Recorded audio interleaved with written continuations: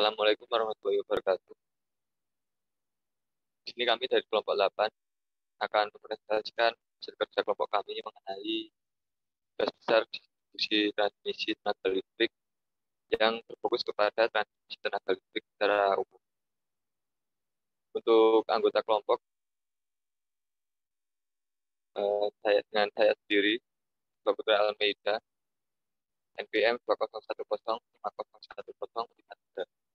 Lalu ada Mas Rahman, NPM 20105011046. Dan yang terakhir ada Mbak Agnita Putri Salma dengan NPM 20105011079. Pada yang pertama, andongan pada sistem saluran transmisi adalah merupakan bagian dari sistem tenaga listrik untuk menyalurkan daya listrik dari pusat-pusat listrik ke gardu induk yang selanjutnya akan didistribusikan kepada konsumen. Saluran transmisi merupakan rantai penghubung antara pusat pembangkit listrik atau power plant dan sistem dengan sistem distribusi. Melalui hubungan-hubungan antar sistem dapat pula menuju ke sistem tenaga yang lain.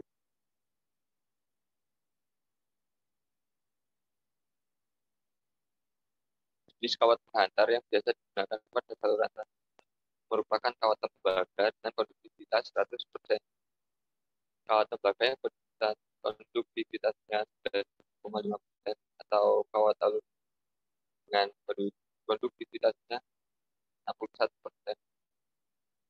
Kawat penghantar aluminium terdiri dari berbagai jenis dengan lambang sebagai berikut: AAC atau singkatan dari All Aluminium Conductor, yaitu kawat penghantar yang seluruhnya terbuat dari aluminium.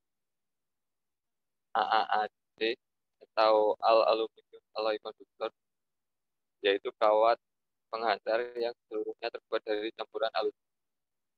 Lalu ada ACSR yang merupakan singkatan dari Aluminium Conductor Steel Reinforced, yaitu kawat penghantar aluminium berinti kawat baja.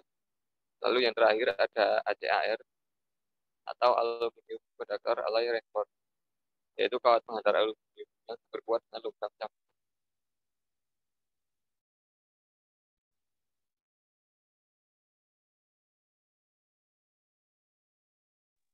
Jenis-jenis tower berdasarkan bentuk atau konstruksinya.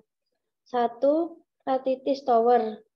Lattice tower adalah jenis tower transmisi yang konstruksinya menggunakan susunan baja profil yang berukuran kecil sehingga dalam mengerjakan atau pembangunan tower menjadi lebih mudah. Tower jenis ini biasanya dirancang untuk ketinggian 20-120 meter. Berdasarkan susunan atau konfigurasi penghantarnya, lattice tower dibedakan menjadi 3, yakni 1. Konstruksi delta. Konstruksi lattice tower jenis delta digunakan untuk mentransmisikan energi listrik dalam konfigurasi penghantar single circuit dengan 2 buah earth wire. Konstruksi tower jenis ini biasanya digunakan untuk mentransmisikan tegangan 220 kV sampai 500 kV. 2. Piramida.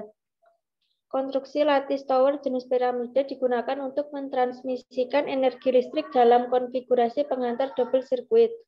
Konstruksi tower ini terdiri dari 2 jenis, yakni double circuit single earth wire untuk mentransmisikan tenaga listrik pada tegangan 30-380 kV dan double circuit double earth wire untuk mentransmisikan tenaga listrik pada tegangan 70-500 kV. 3. Zigzag. Dasarnya sama seperti tower jenis piramida, hanya saja tower jenis zigzag ini digunakan untuk mentransmisikan energi listrik dalam konfigurasi penghantar single circuit. Konstruksi tower jenis ini biasanya digunakan untuk mentransmisikan tenaga listrik pada tegangan 30-150 kV. Tubular steel tower. Tubular steel tower adalah tiang baja berongga berbentuk sisi poligonal.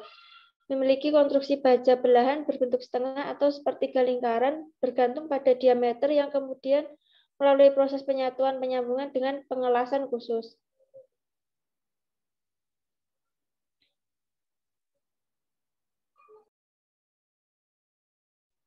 Concrete pole tower.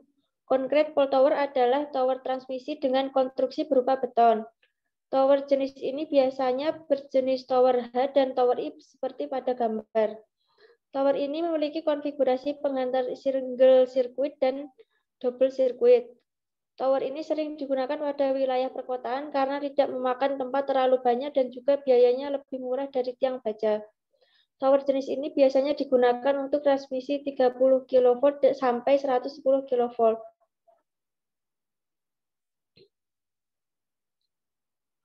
Wooden pole tower. Wooden pole tower adalah tower transmisi dengan konstruksi berupa kayu. Tower ini memiliki konfigurasi penghantar single circuit dan double circuit.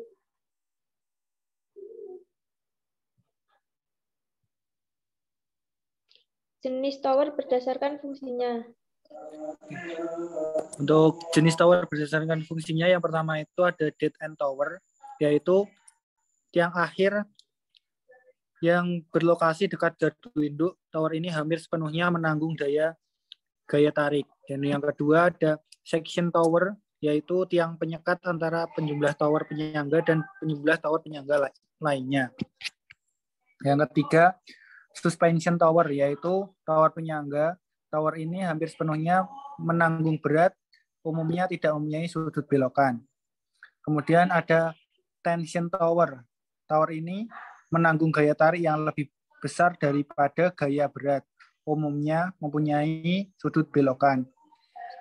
Kemudian ada gatari tower, tower berbentuk portal yang digunakan untuk persilangan antara dua saluran transmisi. Tiang ini dibangun di bawah saluran transmisi exciting. Kemudian transposisi tower, tower tension yang digunakan sebagai tempat melakukan perubahan posisi kawat fasa guna memperbaiki impedansi transmisi. Dan yang terakhir itu ada combine tower, yaitu tower yang digunakan oleh dua buah saluran transmisi yang berbeda tegangan operasinya. Kemudian sistem proteksi transmisi listrik. Saluran transmisi merupakan salah satu sistem yang kompleks yang mempunyai karakteristik yang berubah-ubah secara dinamis sesuai keadaan sistem itu sendiri. Adanya perubahan karakteristik ini dapat menimbulkan masalah jika tidak segera diantisipasi. Masalah-masalah yang sering timbul pada saluran transmisi. Yang pertama, pengaruh perubahannya frekuensi. Yang kedua, pengaruh dari ayunan daya. Yang ketiga, pengaruh gangguan. Kemudian ada perlengkapan gardu transmisi. Yang pertama ada busbar atau rel, merupakan titik pertemuan hubungan antara trafo-trafo tenaga saluran udara TT, saluran kabel TT, dan peralatan listrik lainnya. Yang kedua, lightning arrestor, berfungsi sebagai pengaman instansi dari gangguan tegangan lebih akibat sambaran petir. Yang ketiga, transformator instrumen, yaitu perlengkapan yang digunakan untuk proses pengukuran. Yang keempat, saklar pemisah atau PMS, berfungsi untuk mengisolasikan peralatan listrik dari peralatan lain atau instalasi lain yang bertegangan. Yang kelima, saklar pemutus tenaga atau PMT, berfungsi untuk menghubungkan dan memutuskan rangkaian pada saat berbeban. Yang keenam, saklar pentanahan, menghubungkan kawat konduktor dengan tanah atau bumi. Yang ketujuh, kompensator, yaitu alat pengubah fasa yang dipakai untuk mengatur jatuh tegangan pada saluran transmisi atau transformator. Dan yang terakhir, relay proteksi, alat yang bekerja secara otomatis untuk mengamankan suatu peralatan listrik saat terjadi gangguan, menghindari atau mengurangi terjadinya kerusakan peralatan akibat gangguan. Kemudian ada juga sistem proteksi menggunakan kawat tanah atau grounding. Kawat tanah atau earthware adalah media untuk melindungi kawat fasa dari sambaran petir. Kawat ini biasanya dipasang di atas kawat fasa dengan sudut perlindungan yang sekecil mungkin karena dianggap petir menyambar dari atas kawat. Namun jika petir menyambar dari samping, maka akan mengakibatkan kawat fasa tersambar dan menyebabkan gangguan. Ya, sekian dari kelompok kami. Maka catat terjadi. Maaf. Saya akhiri. Wassalamualaikum warahmatullahi wabarakatuh.